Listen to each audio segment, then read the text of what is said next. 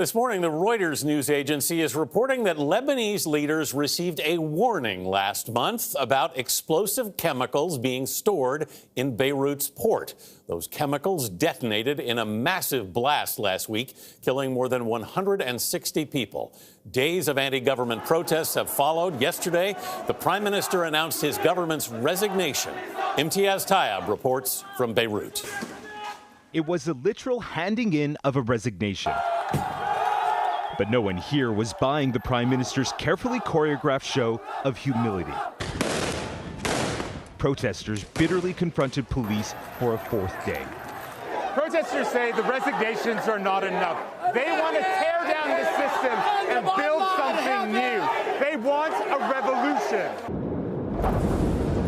Since the enormous explosion a week ago, Lebanon's leaders have been almost invisible, helping no one. And yet, somehow, the mighty fist of the state is still able to punch back.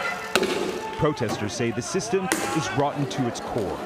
The prime minister is resigning. Is that enough?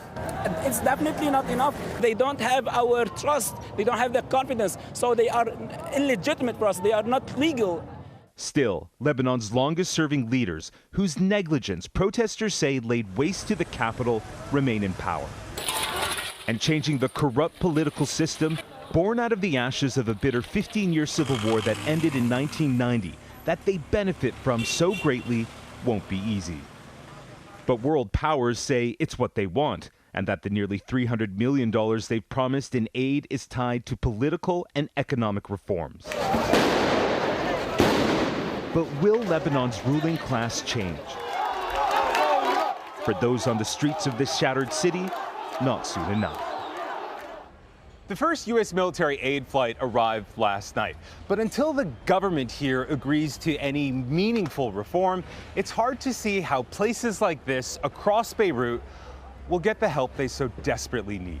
Anthony. Imtiaz Tyab with the turmoil in Beirut. Thank you.